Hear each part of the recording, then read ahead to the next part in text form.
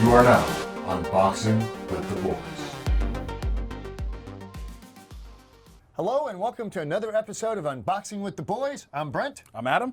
Adam, what do you got for us today? We have one of the things that we're really excited about because this was a big hit at CEDIA this past year. Oh, they're back in stock? This is the CS-4X1MVU 4x1 multi-viewer. Wow, all Right? that in one breath. Yes, exactly. So the multi-viewer is a great piece we're really excited about because we're trying to... No, tell me why. Well, I know, right? We're trying to make the multi-viewer setup available to everybody. This is a nice economic piece for everybody to pick up on. It takes 4 inputs. It outputs 1 video to the display, so you can have up to 4 different sources set up on the display however you'd like it to be. Ooh, so not just 4 squares, you can do other things with it. Correct. You can do picture-in-picture. You can do 1 big and 3 small. You can do top and bottom, left and right. You can change the orientation to however you'd like it to be with the different inputs. Wow, and how is this controlled? With IR currently. Wonderful. So they can just program the codes, which are available on the website, into their control system, stick an emitter on the front, and rock on. Exactly. Great. So let's see what's in the box. All right, so here's the front of it here. We'll take a look at the back real quick so you can see. We've got all the it's a red pertinent box with information. a picture. We have our instruction manual here as well. By the way, I do encourage you to read this because there's a tremendous amount of flexibility in this unit. Yes, there is. And understanding how the IR codes function in sequence will be important to you. Yes, it will. So from there, we'll talk about the power supply. This is a 12 volt, 200 milliamp power supply. Okay. It comes with it as well. And then we also have wall mounting ears that come with it as well. By the way, there's lots of ventilation on this. We encourage you to make sure that it does stay ventilated. Right. There's a processor and it does get warm. Yes, it does. So inside here, we have the remote for it as well. And again, read the instructions because there is so much that you can do with this remote on this unit. Honestly, we're finding more and more ways to use it. And we're getting more and more calls from people sending us videos of how they're using it. Yeah, So, guys putting this after matrices. yeah, really Which cool is awesome. setup. Yeah. Particularly on the 8x8 mirrored outputs. So from there, we have the unit itself. And like Brent said, we have a lot of ventilation here on the top as well as on the bottom. And the sides. And the sides. On the front of it here, we have our hard switched on and off power.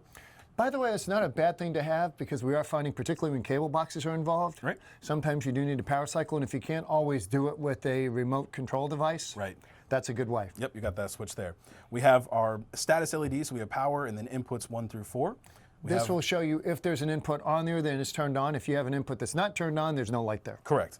We have our IR input, so you can control it, and again, all you have to do is take a little IR emitter and stick it onto the front. Next to that, we have our service USB. This is for out in the field firmware updates. Doesn't happen very often, but if it does, you'll see it on the website. Download it, put it on a USB drive, and plug it in. Exactly. From there, we have our mode controls, our audio selector, and our scaling selector.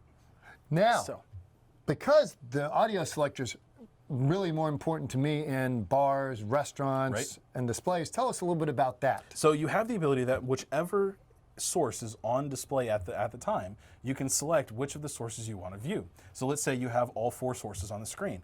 As you hit that audio button, you can select which of the inputs you want to use. Or you listen to. Exactly, on the HDMI output. Right, so if you have all 4 screens up for football games, for basketball games, or whatever it is you've got going, you can select which audio is going to be played, Right. not just which video. And by the way, there is an analog audio jack to go into your audio matrix. Yes, there is. And remember also that if you use the stereo output, you do need to be on PCM audio for all of your sources.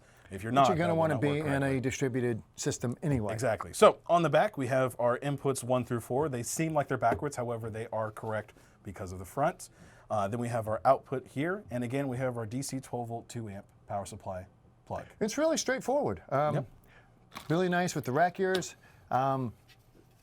If you can't use the rack ears, a little bit of Velcro right there on the sides. Put this down on a rack shelf to hold it in place, and you are set to go. Yeah, we're really excited about this piece, guys. Definitely call up your reps, call up your distribution, find out if it's available for you, find out how much it is at that point. Take one home, try it, you'll like it. Yeah, it's a great piece. Like I said, we're getting a lot of feedback from dealers out in the More field. importantly, what resolution is it? This is a 4K 30. It is a 1.4 HDMI. So it does not support HDR That is correct. yet. Yes, we're working on it, and we'll see about it. There'll be another model for that. Oh, eventually. So with that, guys, keep an eye on this piece. Definitely check it out. It's a great one. And so thanks for checking us out with Unboxing with the Boys. I'm Adam. I'm Brent, and thank you. We'll see you next time.